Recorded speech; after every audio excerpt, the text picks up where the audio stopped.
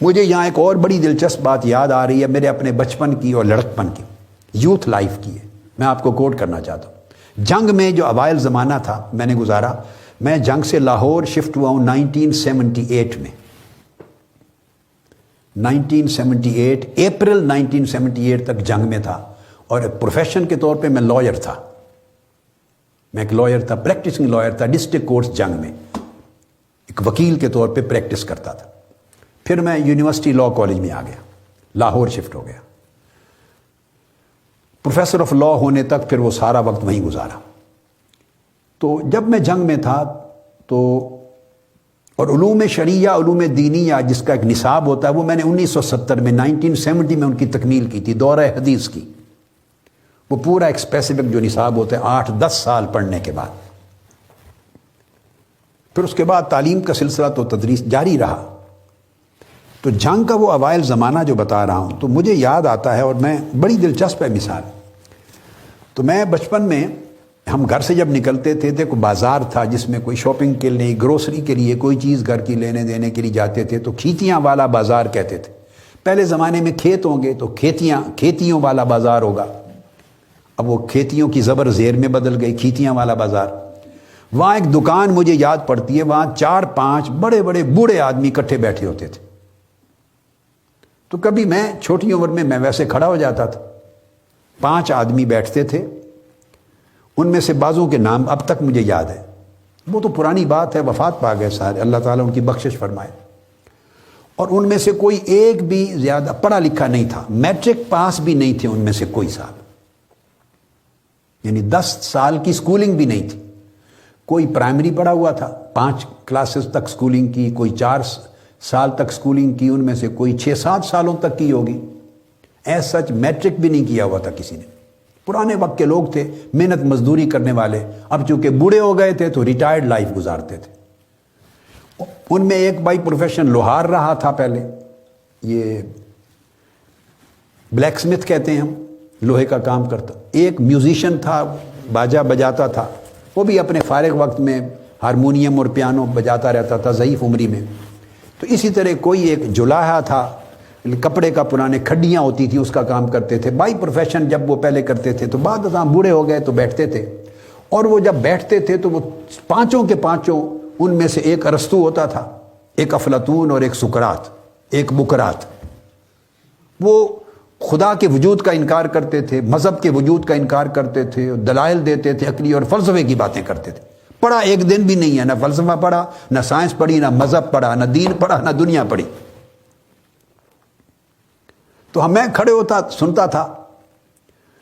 تو بچپن کی بات ہے، تو وہ میں سوچتا تھا بھی نہ یہ پڑھے ہوئے ہیں،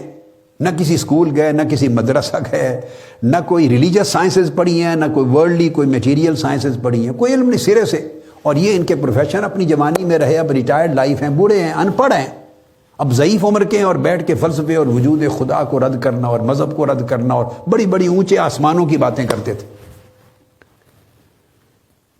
تو بعد ازاں وہ حقیقت کھلی، میں یہ بڑی ریلیونٹ بات ہے جو میں بتانا چاہتا ہوں کہ یہ انکار مذہب کا کئی جگہوں پر ہوا، کئی ادوار میں ہوا، کئی لوگوں نے کیا، اس کے پیچھے کچھ خارجی اسباب ہیں،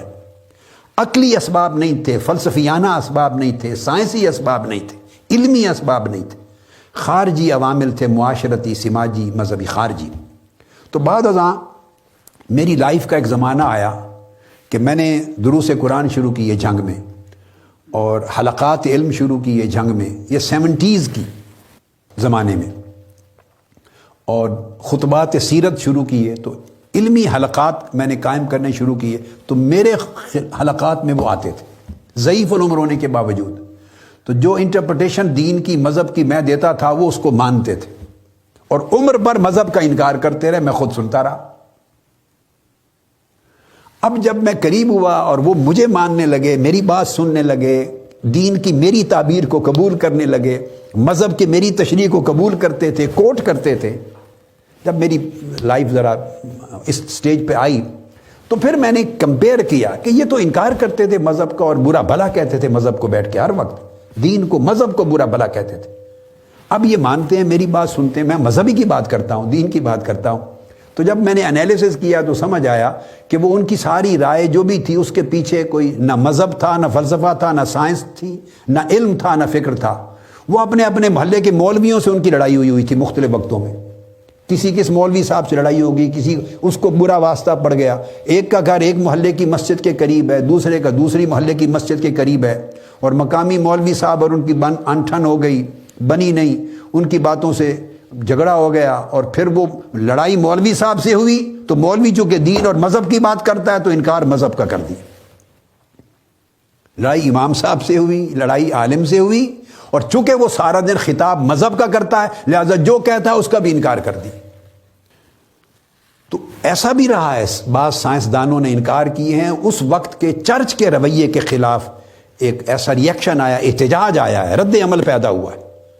بعض فلسفیوں نے ایسا انکار کیا۔ ایک زمانہ مغرب میں، یورپ کا ایسا گزرا ہے جب چرچ نے بڑے ظلم کیے ہیں علم پر، عالموں پر، سائنسدانوں پر، فلسفیوں پر بڑے ظلم کیے ہیں، قیدیں دی ہیں، قتل کیا ہے۔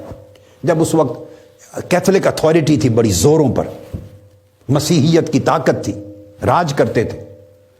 تو وہ میں آگے یہ چیزیں کوٹ کروں گا جب ہم سائنس پر آگے آنے والے، ہسٹری آف سائنس پر آئیں گے، وجود باری تعالیٰ اور ضرورت مذہب کے حوالے سے، تو میں ریفرنس اس وقت کوٹ کر دوں گا۔ تو رد عمل ہوا،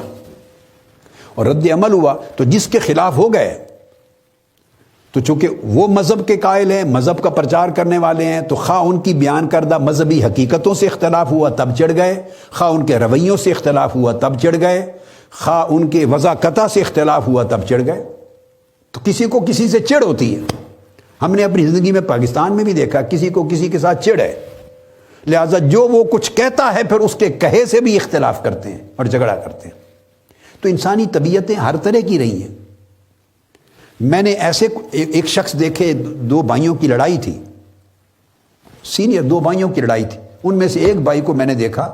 اس لڑائی میں رد عمل میں وہ کہتا تھا کہ جو اس کا مذہب ہے میں اس مذہب کو بھی نہیں مانتا،